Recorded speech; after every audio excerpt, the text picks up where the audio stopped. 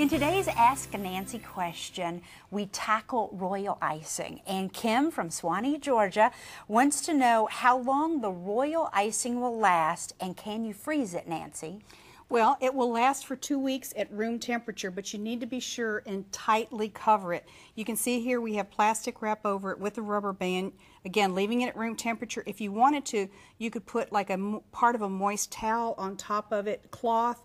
You could use paper towel, but that dries out much quicker, but you must make sure that it's tightly sealed. When you're working with royal icing, I always like to use a cloth towel because it stays moister longer. And it's made with meringue? It's made with meringue powder, and it does dry hard. But the other thing is when you get ready to use this, you'll need to stir it very thoroughly, or you can put it back in your mixer and re-whip it.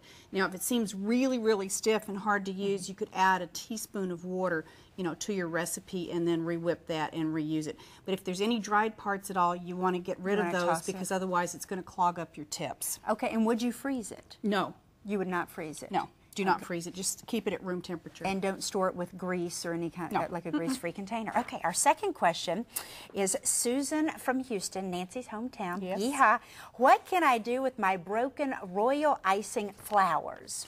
Well, it depends on how broken that they are. Now, royal icing flowers dry hard, so that you can make them ahead of time, and that's what's really nice about them. But sometimes they do chip. So if you have little pieces like this, we've just put some icing down there. You can tuck them up underneath and use them.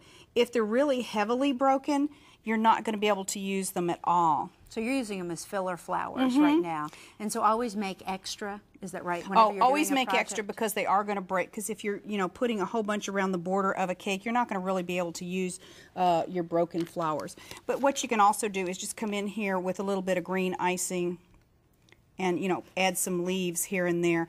And that'll actually help, cover up where you had the broken ones. You don't really notice it as much. If they're really badly broken, there's really, unfortunately, nothing you can do with them.